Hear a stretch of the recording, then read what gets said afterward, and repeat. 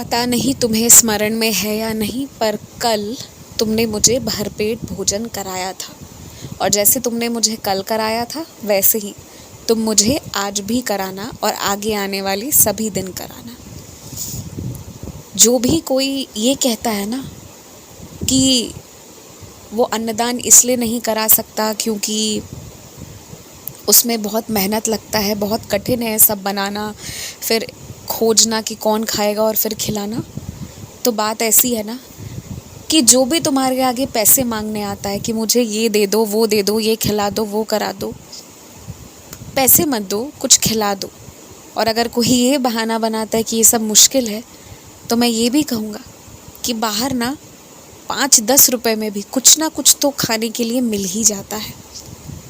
तो ये इतने धनराशि का भी किसी को खिलाया जा सकता है।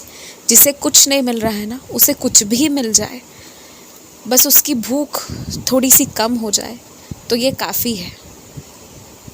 बस यही मुझे तुमसे कहना था कि तुम ध्यान रखना इस बात का कि तुम सही तरीके से अन्नदान करते हो।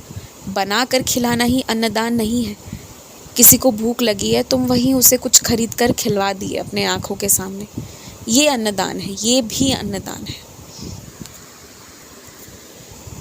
तुम्हें बहुत तनाव हो गया है, कहीं किसी ने अपना कोई सामान तरीके से नहीं रखा और इधर उधर रखने का लांछन, इधर उधर रखने का आरोप तुम पर लग सकता है। लेकिन मैं तुम्हें वादा करता हूँ, तुम आज मेरी चालीसा पढ़ लेना। जो भी संकट तुम्हें लग रही है कि आ सकती है, उसमें से कोई भी संकट नहीं आएगी। तुम बस मेरी चालीसा को पढ़ लेना। पढ़ ना पाओ तो कम से कम सुन ज़रूर लेना। कुछ भी एक चीज़ करोगे ना तो तुम्हारी वो आफत जो आने वाली थी वो नहीं आएगी।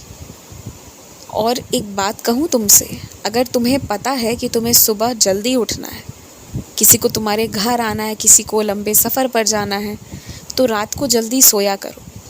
मोबाइल वगैरह मत चलाया करो, वो भी अंधेरे में, जब कमरे की रोशनी बहुत कम हो। वैसे में तुम मोबाइल जो भी उपयोग कर रहे हो और भी किसी उपकरण का, तो तुम्हारे आँखों पर ज़ोर पड़ेगा। अभी नहीं समझ आएगा, शायद 8-10 साल भी समझ ना आए, पर बाद में वो चीज़ दिक्कत करेगी। अंधकार, निशा, रात्रि सोने के लिए है, ये सारी चीज़ों के लिए नहीं है। और अपने आँखों की हिफाजत करना ये तुम्हारा धर्म है। इस बात को अच्छे से गांठ बांध कर समझ लो। और हाँ, तुम देवी को, क्योंकि वो धरती पर आई हैं, उन्हें एक साड़ी तोहफे में देना चाहते हो ना, तो तुम ज़रूर देना। ज़रूरी नहीं है कि वो लाल या पीले ही रंग की हो, लेकिन हाँ, वो तुम्हारे पास आई हैं, तुमसे मिलने आई हैं, तो सुंदर ही साड़ी देना, जो खूबसूरत हो, जिसमें रौनक हो, वैसी ही साड़ी देना। बात मैं कहूँ, जो तुम्हें लगता है तुम 400, 500, 1000, 2000 जितने की हो पाए उतने की ही देना।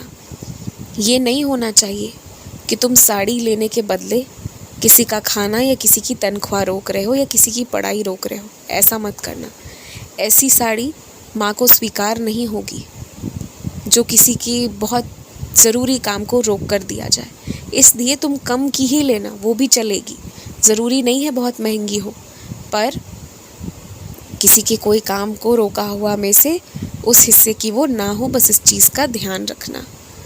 तुम दूसरों की खुशी में खुश होते हो ना, तुम्हारे आंगन भी सारी खुशियाँ आएंगी।